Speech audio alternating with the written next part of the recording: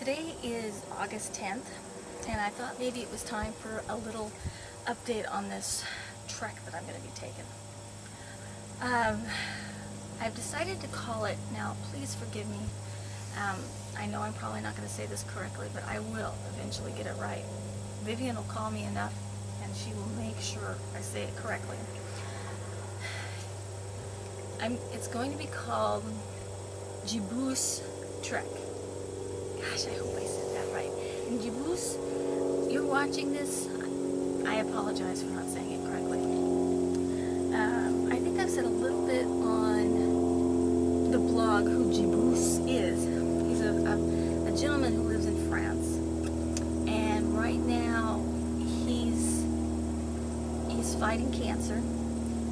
And he's a fighter. I can tell he's a fighter, and he's going to be all right. I know he's going to be all right.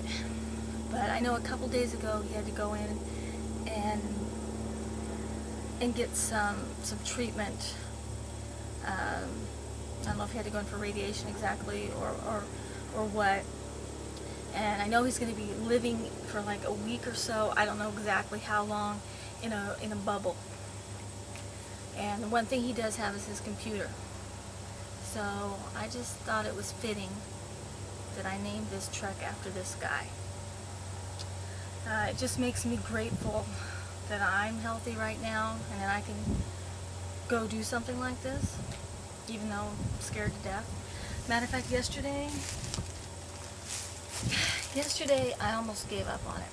I was this close to calling work and seeing if they had made the schedule for September yet, and if they hadn't, I was just going to say, you know what, just take my request off and I'll go ahead and work. And ironically enough, last night my half-brother called and we had a good talk, and it looks like I will be able to see him. He will be around when I go through Sedona.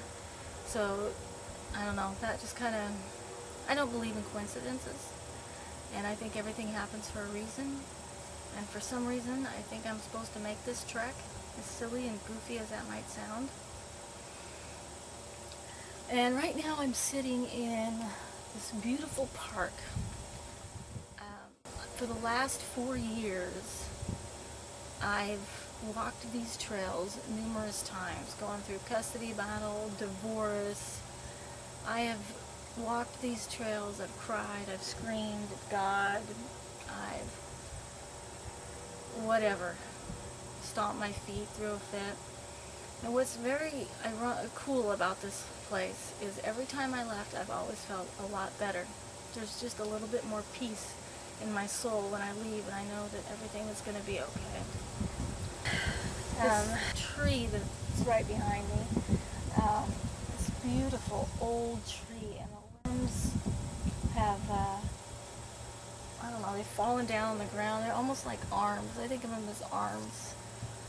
Like the person just giving you a big hug. And, right now, another coincidence is that I'm taking an environmental psychology course. And the whole book is about, you know, the environment, the impact it has on us. And, you know, over and over again it talks about how just being in nature, even just watching, looking at nature pictures calms a person, makes them, you know, they're doing tests on people who are going into surgery and coming out of surgery, and just the stress levels on those individuals that are even just looking at nature pictures is lower, and they heal faster. Nature for me just is incredible, has a big impact on my life, and I know that this trek that I am going to go on, one way or another, is going to change my life. And it's going to be really cool to meet my half-brother, see what he looks like. It's like, kind of like my dad's left this little piece of himself. It's like a little gift. He's journeyed on and passed, and yet there's someone else out there that's related to him that, you know, has shown up. Who knows why at this point.